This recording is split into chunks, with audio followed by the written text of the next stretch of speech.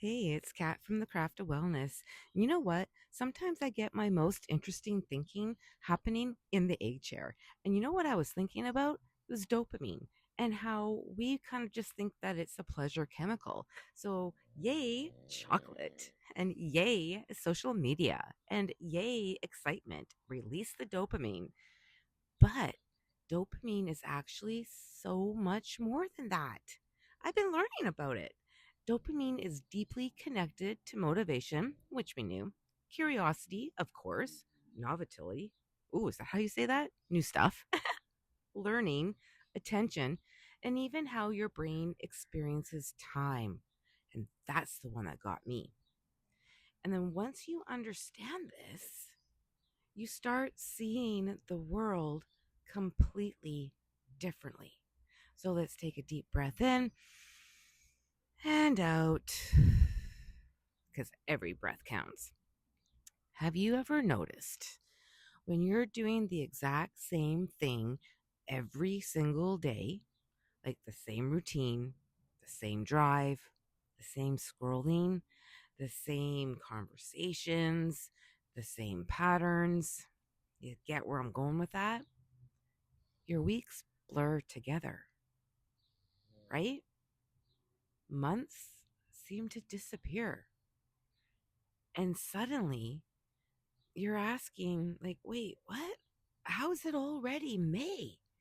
How is it this part of the year is already gone? And that's not just getting older, which I do understand the science behind that, but it's actually your brain. Your brain loves new things, loves learning new things, doing new things. It pays attention to what is new, what is emotionally meaningful, what is different, what is alive.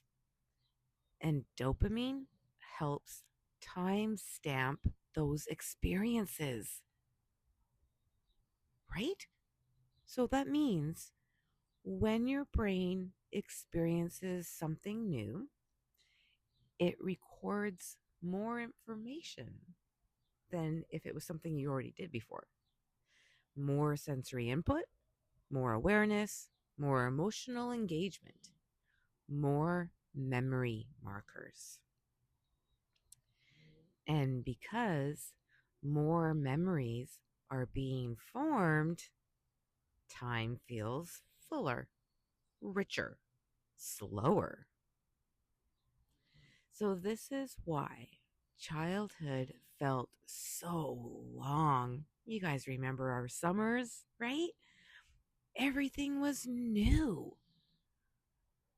Every tree, every smell, every song, every experience, every discovery, all new.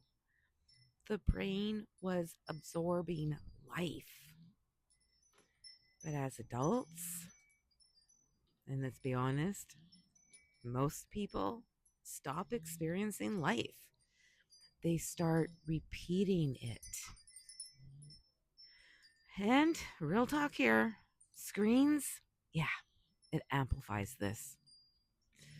Okay, look, I'm not anti screen, really, but endless scrolling creates this strange dopamine loop where your brain gets tiny little bursts of stimulation without any depth.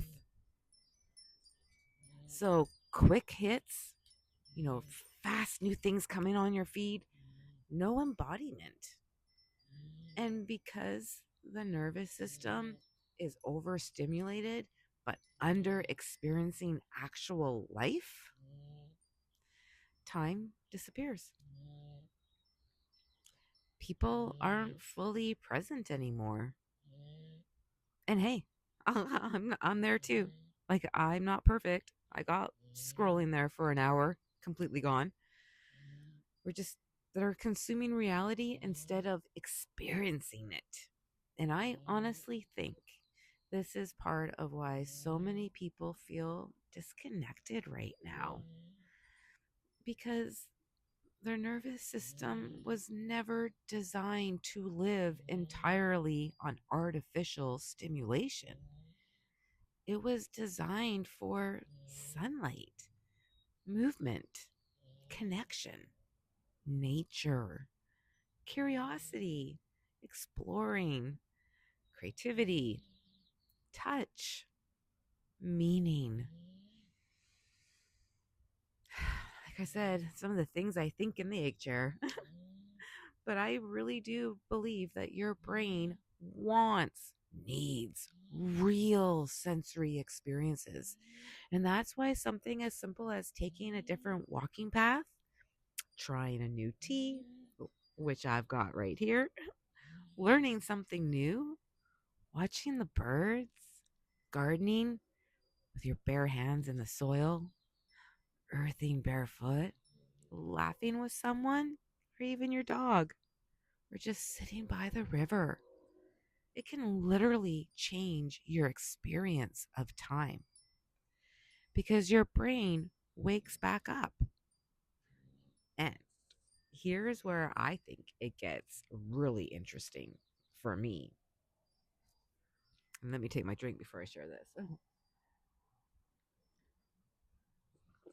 I think the part of awakening, part of higher consciousness, part of what people are calling 5D consciousness, I think it's becoming present again in the moment, in the now. Right now, let's take a breath in and out.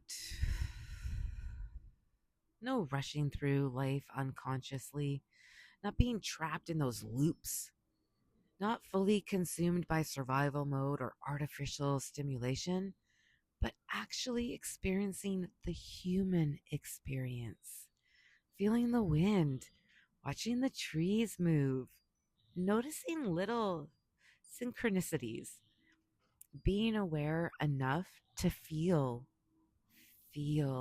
life again. Because when the consciousness expands, presence expands. And when presence expands, time changes. Some moments feel infinite. Some moments feel deeply alive.